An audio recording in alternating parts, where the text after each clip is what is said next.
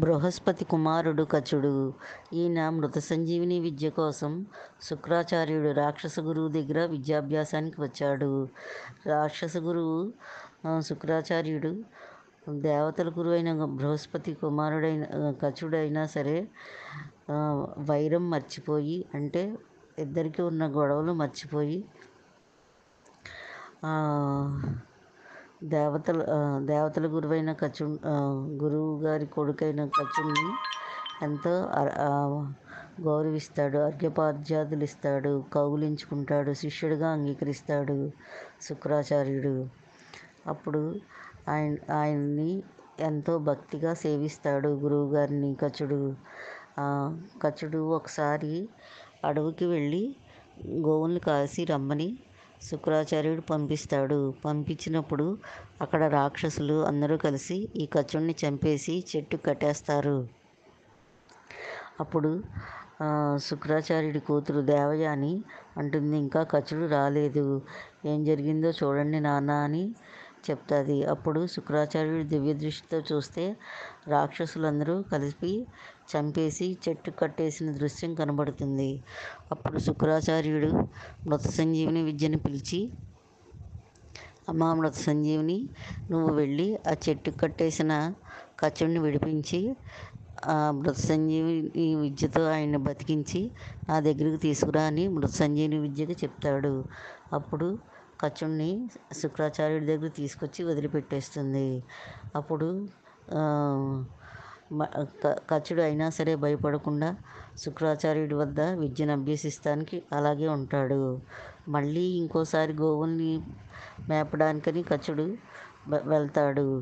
వెళ్తే అప్పుడు కూడా రాక్షసులు కచుడిని చంపేసేసి బూడిద చేసి శుక్రాచార్యుడు తాగే కళ్ళులో కలిపేసి శుక్రాచార్యుడి చేత తాగిచ్చేస్తాడు.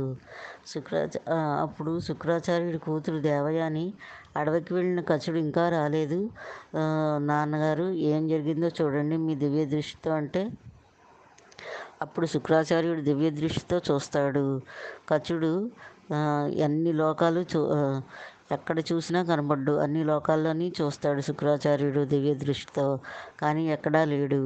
అప్పుడు కూతురితో చెప్తాడు, అమ్మ దేవయాని, ఎక్కడా కచుడు కనపడలేదు, ఏం చేద్దామంటే, లేదండి నాన్నగారు, మీ దివ్య దృష్టికి కనపడుతుంది, మళ్ళీ సరిగ్గా చూడండి అని చెప్తుంది. అప్పుడు ఈసారి దివ్య దృష్టితో అంటాడు శుక్రాచార్యుడు, కచుడు ఎక్కడున్నా నాకు చూపించు అని. అప్పుడు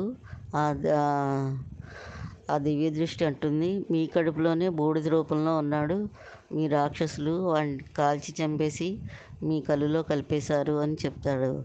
అంటే అప్పుడు శుక్రాచార్యుడు ఆ లోపలున్న కచుడు నా లోపల ఉన్నాడు, ఇంకా నువ్వు కచుడి మీద కచుడిని మర్చిపో అని కూతురికి చెప్తాడు. అప్పుడు కూతురు దేవయాని, నేను కచుడు లేకపోతే బతకలేను, చచ్చిపోతాను అంటే, అప్పుడు శుక్రాచార్యుడు ఏం చేస్తాడంటే లోపలున్న కచుడిని బతికిస్తాడు, మృత సంజీవిని విద్య నేర్పిస్తాడు. అప్పుడు శుక్రాచార్యుడు లోపలున్న కచుడిని బయటికి రమ్మంటాడు. అప్పుడు బయటికి వచ్చాక కచుడు ఆ మృత సంజీవిని విద్యతో శుక్రాచార్యుడిని బతికిస్తాడు గురువుగారిని.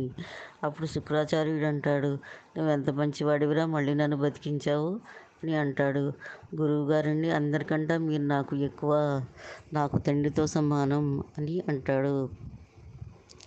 అప్పుడు శుక్రాచార్యుడు అంటాడు, నువ్వు దేనికోసమైతే వచ్చావో ఆ విద్య నీకు పట్టుపట్టింది, ఇంకా వెళ్ళిరా అని అంటాడు కచుడిని. సరే అని చెప్పి శుక్రాచార్యుడి కూతురు దేవయాని దగ్గరకు కూడా వెళ్ళి, నేను సెలవు తీసుకుంటున్నాను, వెళ్ళొస్తాను అని చెప్తాడు.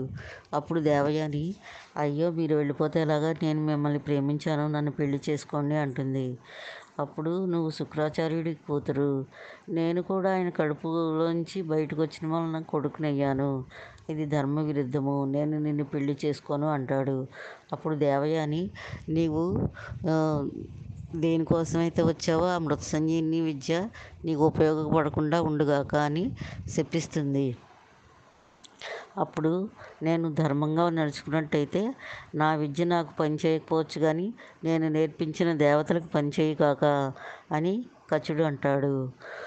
అప్పుడు కచుడు ఆ దేవతలందరికీ ఈ మృత సంజీవిని విద్యను నేర్పిస్తాడు.